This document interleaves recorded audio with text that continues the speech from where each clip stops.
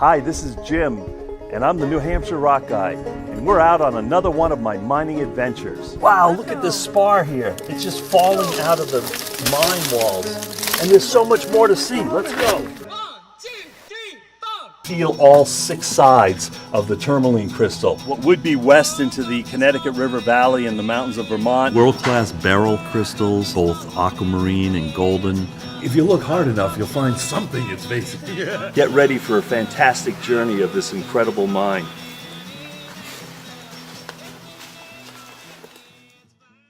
So this is a display board of the local rocks with their names. There's a lot of quartz here. We have clear quartz, rose quartz, smoky quartz, milky quartz, and then feldspar. This is quartz and feldspar in a pattern that has a name called graphic granite. So mica was the first mine material. Muscovite mica was what they were after. Dark or black is called biotite mica. It's much softer than the muscovite. So the muscovite was the first sought after material, and then in the 1920s, feldspar became the economically viable resource that fueled the economy of this area. In modern times, we have things like garnets, we have things like black tourmaline, which is called Schroll. It's a German word, and this was used to sell to make industrial products like boron. There's a large degree of boron within this particular mineral, so they would sell the black Schroll off, and it would be ground up and made into other things. Here, the beautiful bright green, it's a local mine, but not local to Alstead. This is from the Wise Mine in Westmoreland. Again, the mines in the greater Alstead area were in all the surrounding towns, including Keene, Westmoreland, Roxbury. All of those communities had mines.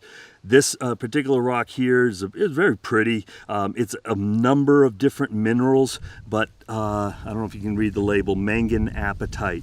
It's a manganese, makes the green color in it, the mineral manganese. The only other one that is Clevelandite, Mount Marillanite. This one is not natural. This one came from the miner's fire pit. So when you take certain forms of feldspar that have a high iron mineral content and you put it in a heated environment such as an outdoor fire pit, it will turn this brilliant red. So this is heat treated feldspar. We believe this piece was from an actual miner's fireplace. It could have been from one of us youth in the 60s that built the fire pit, but it would had to have had repeated fires to get that red. So we believe that's from the miners. This particular display board I put together to show what's called the lapidary process. Lapidary is a word that means you're working with rock to cut and shape it. And there's basically 4 components to lapidary. There's cutting, trimming by further cutting. So this might be a cut piece, this is a trimmed piece. Then you go through shaping and polishing. So these are naturally polished rocks at the bottom that have now been made into jewelry, and each one of the columns is showing a different mineral.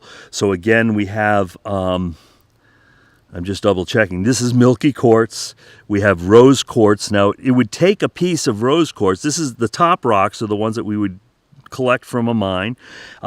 The piece here behind my pinky is about the only piece that could be made into jewelry. All the rest of this is too fractured and would have to be discarded or cut away. So rose quartz, again, very light in color.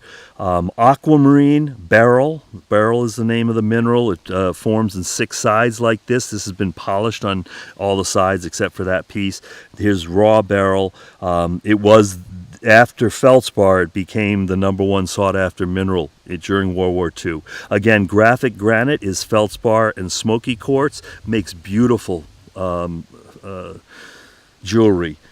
And this is pure feldspar. And again, pure feldspar has an incredible luster to it when you get down to the final polish. It's amazingly how beautiful it can look. Manganapatite, which is high in manganese, which makes it the green. Again, cut. This is the shaping process, and then a final wire wrap that I personally have done. And this is a fluorescent rock. So with black light, this turns orange. With black light, this rock here, which is called spodumene, it only comes from one mine in our entire area. Only one mine produced spodumene of commercial value. It turns an intense violet color. Absolutely beautiful. This is called colorless, even though it's white. But when it was most clear, it looks like clear quartz. But again, the black in this, it's a very heavy rock. So again, it makes a beautiful pendant jewelry.